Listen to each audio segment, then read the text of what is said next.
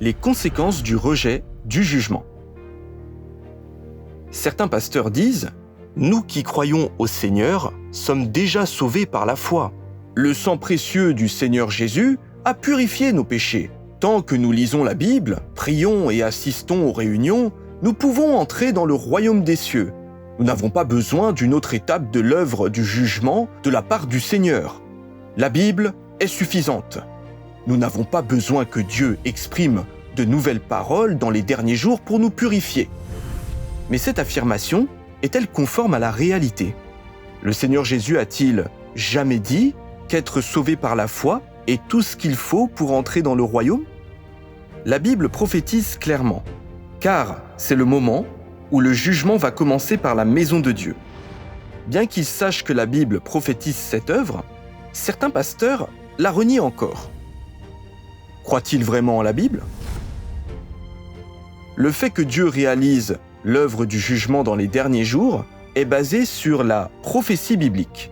S'ils comprenaient les Écritures, ils devraient comprendre l'importance de cette prophétie.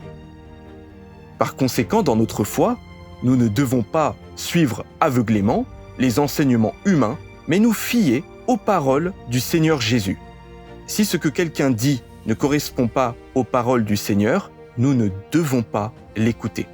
Quant à ceux qui ignorent les paroles de Dieu et suivent aveuglément les autres, en croyant qu'ils peuvent entrer au ciel sans accepter le jugement de Dieu, tout ce qui les attend, c'est la catastrophe et la destruction éternelle. L'œuvre du jugement est l'étape la plus cruciale de l'œuvre de Dieu pour sauver l'humanité. Ce n'est qu'en l'acceptant que l'on peut devenir un vainqueur avant les catastrophes et avoir une part dans le royaume des cieux. Ce n'est qu'en faisant l'expérience du jugement et du châtiment des paroles de Dieu que les gens peuvent connaître leur propre nature essence et leur tempérament satanique.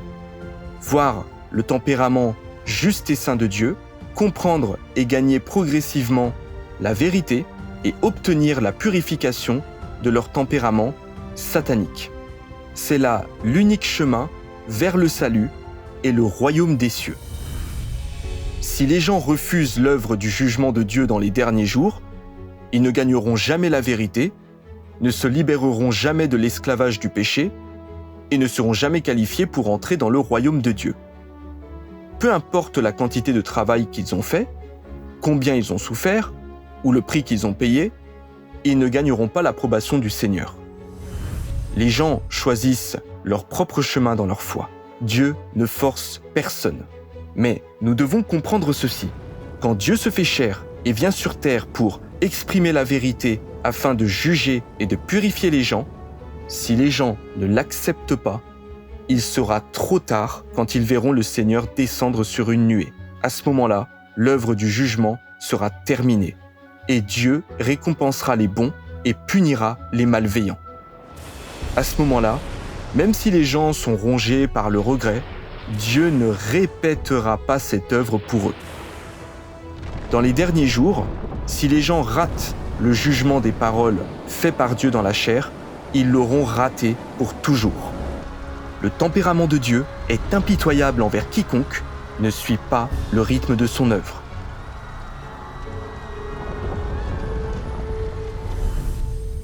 Pour finir, lisons ensemble un autre passage.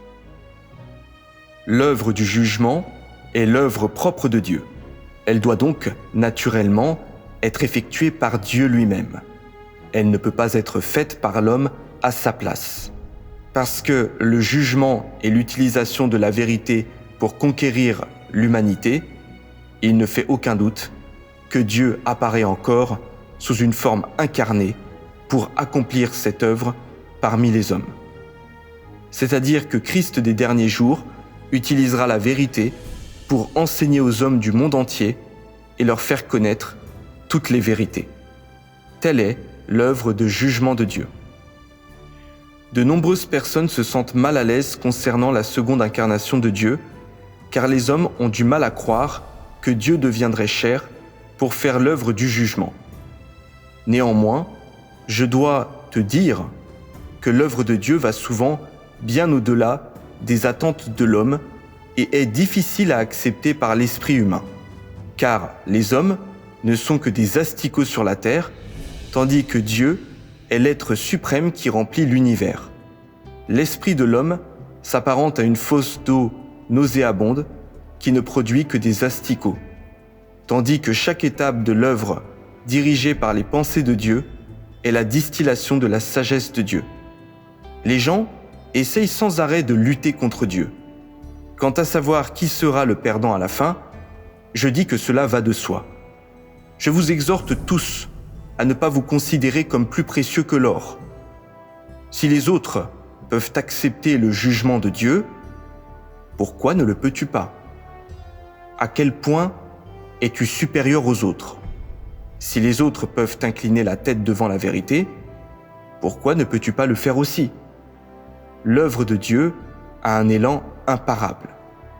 Il ne répétera pas l'œuvre du jugement simplement à cause de la contribution que tu as apportée, et tu seras submergé par le regret pour avoir laissé passer une si bonne occasion.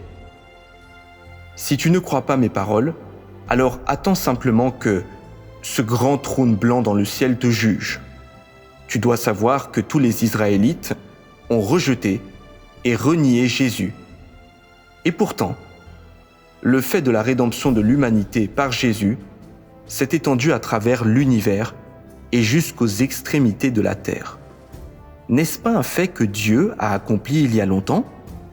Si tu attends encore que Jésus t'emmène au ciel, alors je dis que tu es un morceau de bois mort obstiné.